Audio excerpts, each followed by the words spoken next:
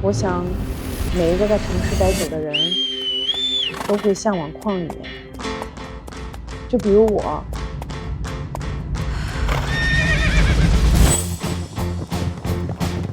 我叫好好，朋友们都叫我小野马，一个出生在大西北、成长在乌鲁木齐的新疆女孩，现在是一名女骑手，一名自媒体创作者，也是一名刚创业的农场老板。我的农场以马为主题，坐落在南天山脚下。没错，就是那个汇聚了雪山、草原、森林等奇绝景观的传奇山脉。信马由缰，天地物化。现在欢迎来到我的世界。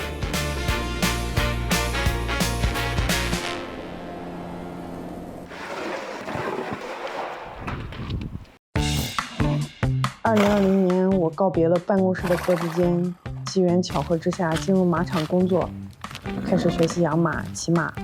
马场的工作又脏又累，那时候马场里的人冷淡你，或者是觉得你是一个麻烦，因为马场就我一个女孩，他们觉得就是你一个汉族女孩，你骑马就骑的就是最老最乖的马，但我不服，我要骑就骑最俊最野的马，还要做最帅的动作。我就慢慢尝试跟他们接触，用我的真诚去打动他们，但是你语言就听不懂啊，你就只能一遍一遍问他。我都是成夜不睡觉，都陪在马身边。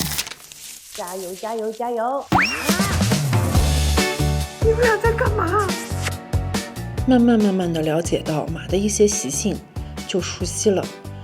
因为我就想，是不是可以把马的一些日常分享给大家？而且我认为就是互联网比较有潜力，我想去做自媒体，然后我的摄影师就把我扔到马背上，让那个马跳来跳去。这在之前我这辈子都不敢想的。那会儿国内还没有骑汗血马的女孩，我给她们做了一个很好的示范。在我开始之后，很多女孩都去尝试，然后她们的成功又带动了另一波人，叫一生二，二生三，三生万物。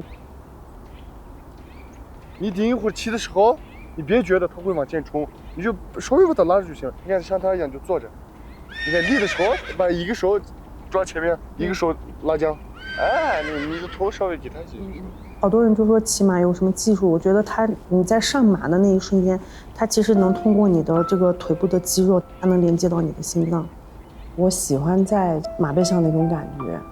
很多人在我一开始的视频里评论你是不是富二代啊？好像只有你有钱才能骑马，你必须长得漂亮、身材好才能骑马。但骑马不应该这样，它是自由的，不被限定的。当你在辽阔草原上策马扬鞭，你能听到风的心跳声，你会觉得你的人生是开阔的。这种自由的力量会持续给你能量。我当时就想，我想让更多的人感受到这份力量。那我为什么不自己建一个马主题的农场呢？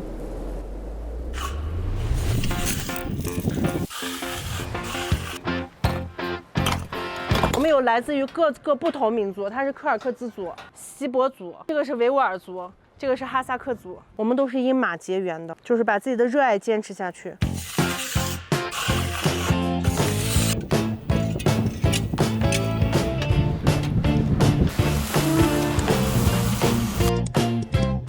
左边这个是一个咖啡厅，然后那边呢，我们正在种爬藤月季，还有一些小动物。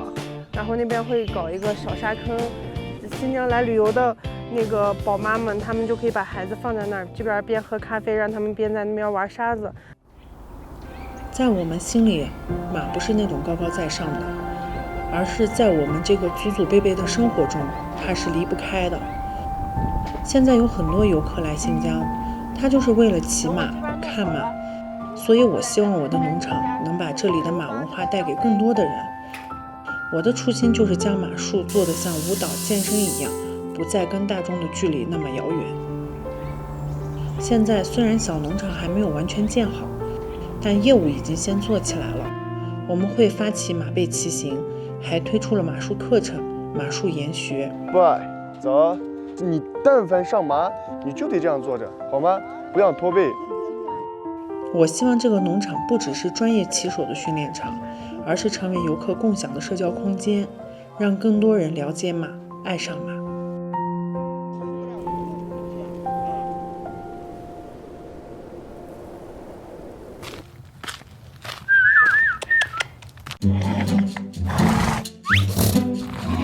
来，迪奥，这是一匹阿尔洛夫，德国的温血马。哎，你慢点儿，多着呢，好吗？我给它起的名字叫南山横着走，因为这个马它走起来就像螃蟹一样，可以横着跳。想不想出去玩？还想吃吗？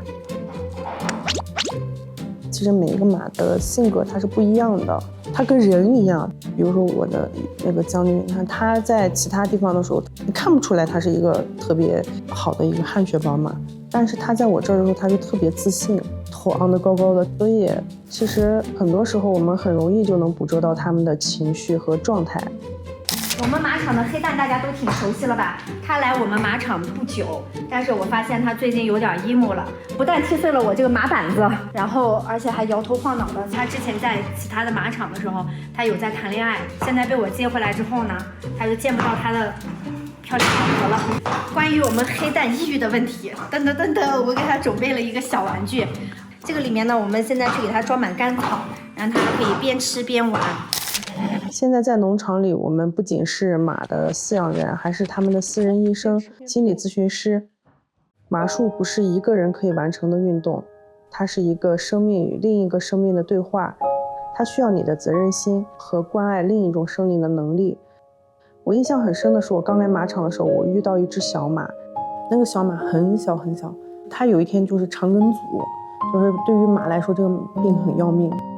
看着他奄奄一息的样子，我就哭着给兽医打电话，半夜哭鼻子，把他们摇过来治马。但是这个马还是没有救回来，他是自己在我的怀里，就是突然脑袋一倒就没了。这个马，我当时对我的那个内心的冲击特别特别大，我就觉得这个生命好脆弱，那会儿就懂得了什么叫责任。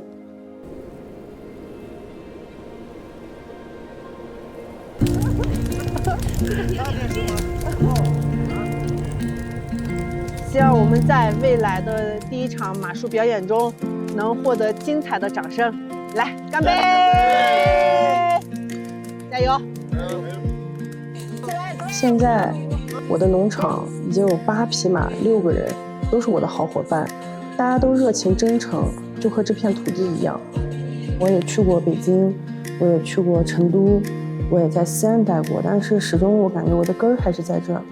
一个人的价值从来不是有多少钱，而是要看他为脚下的土地、身边的人做了什么。